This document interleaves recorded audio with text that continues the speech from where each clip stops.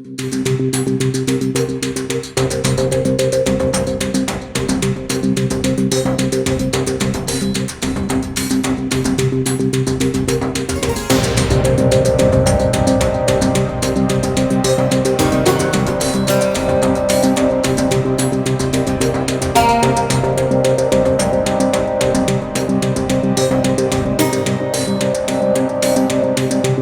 के इशारे पर दिया गया, ये उनका एलिगेशन हो सकता है, लेकिन छोटे कोर्ट से लेकर और हाईएस्ट कोर्ट तक, सुप्रीम कोर्ट तक जो फैसला हुआ है, अंतिम फैसला, उसमें तो सुप्रीम कोर्ट के जजेस ने कहा कि भाई 338 करोड़ का मनी ट्रेल है, इसलिए हम बेल नहीं देंगे।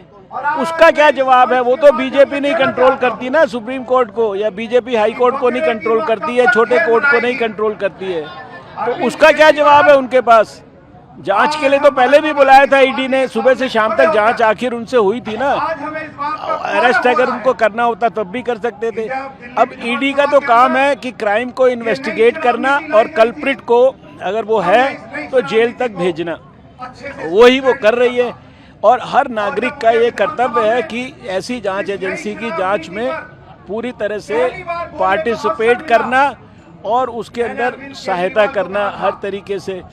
ये अगर कट्टर ईमानदार अपने आप को कहते हैं, कट्टर सच्चाई का पक्षधर कहते हैं, तो फिर जो है ये जांच से क्यों भाग रहे हैं?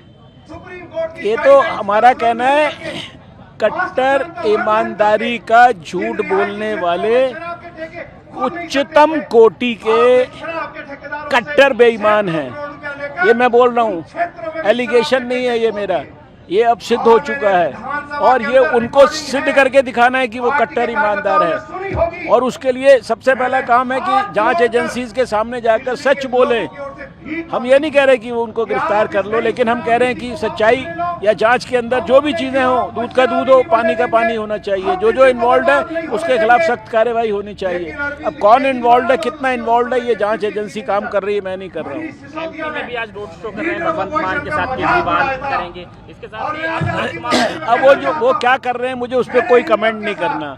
मुझे एक बात पे ही कमेंट करना है कि अगर ईमानदार हैं, सच्चे हैं, तो सच्चाई आकर ईडी को बताएं, यहाँ से भागे नहीं। अगर भाग रहे हैं इसका मतलब डर गए हैं, चोरी क्योंकि पकड़ी गई है, डर रहे हैं क्योंकि उनको लगता है कि अब और बातचीत मेरे से होगी तो हो सकता है कि मेरी जो पोल है वो पूरी तरह से खुल जाए और फिर मुझे जो है जेल के पीछे जाना पड़े। अगर मेरे को कोई डर नहीं है, मेरा कोई इन्वॉल्वमेंट नहीं है, मैंने कोई गड़बड़ नहीं की है, तो फिर मुझे जो है जांच के सामने प्रस्तुत होने में क्या दिक्कत है?